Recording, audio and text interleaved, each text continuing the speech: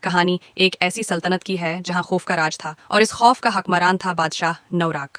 اس کی سلطنت کا ہر گوشہ، ہر درخت، ہر گلی اس کی دہشت سے ڈرا ہوا تھا۔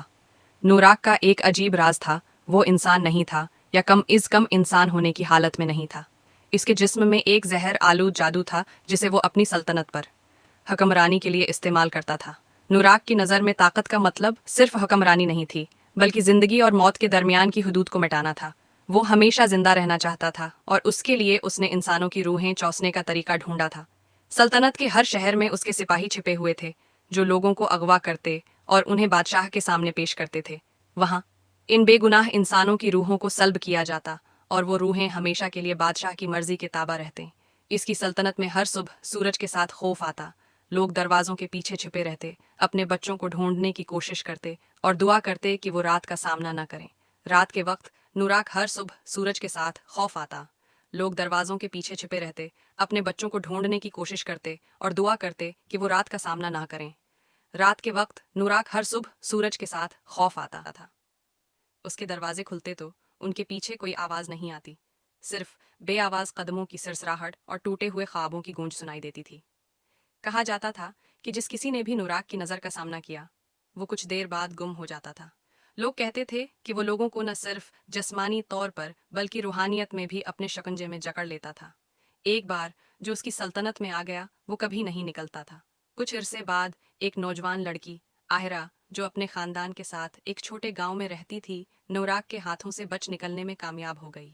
اس کے والدین اور بہن بھائیوں کو بادشاہ کے سپاہیوں نے اغوا کر لیا تھا اور آہرا اپنی گمشدہ عزیزوں کو تلاش کرنے نکل پڑی تھی۔ آہرا کو سفر کے دوران کئی خوفناک تجربات کا سامنا کرنا پڑا، لیکن اس کا عزم پختہ تھا۔ آخرکار وہ نوراک کے محل تک پہنچنے میں کامیاب ہو گئی، جہاں اس نے بادشاہ کا سامنا کیا۔ نوراک کی شکل ایسی تھی کہ انسان اسے دیکھ کر فورا مر جائے، مگر آہرا نے ہمت نہیں ہاری۔ بادشاہ نے آہرا کو اپنے سامنے دیکھا اور مسکرا کر کہا، تمہاری روح تمہاری آخری چیز ہے جو میں چوسوں گا، لیکن تمہارے خوف سے میری طاقت اور بڑھ جائے گی۔ لیکن آہرا نے جواب دیا، تمہاری طاقت تمہارے سائے تک محدود ہے بادشاہ، تم نے جو جتنی روحیں لی ہیں وہ تمہیں ایک دن اس ظلم کا حساب دیں گی۔ بادشاہ نے ہنستے ہوئے اس پر حملہ کیا، لیکن آہرا نے اپنے اندر کی قوت کو جگایا، وہ سیاہ جادو جو نوراک نے کبھی استعمال کیا تھا۔ آہرا نے بادشاہ کے سامنے ایک آخری دم کا مقابلہ کیا، اور جیسے ہی نوراک نے اپنی طاقت بڑھائی، آہرا نے اس کے دل میں وہی زہر بھر دیا جو وہ دوسروں کے جسم میں ڈالتا تھا۔ نوراک کی مسکراہٹ بتا رہی تھی کہ اس کے لیے یہ انتقام کا آغاز تھا، لیکن اس کی سلطنت کا توازن ٹوٹ چکا تھا۔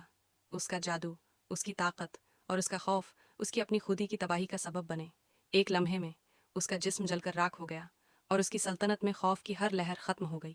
آہرا نے اپنی جیت کے بعد سلطنت کو آزاد کرایا، لیکن اس کے ذہن میں نوراک کا خوف ہمیشہ زندہ رہا۔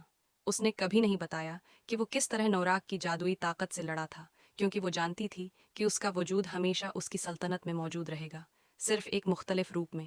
دہشت کا بادشاہ نوراک اب تاریخ کی گہری دراڑوں میں دفن تھا، لیکن اس کی کہانی ہمیشہ سنائی جاتی رہے گی تاکہ دنیا کبھی نہ بھولے کہ خوف کس حد تک انسانیت کو تباہ کر سکتا ہے۔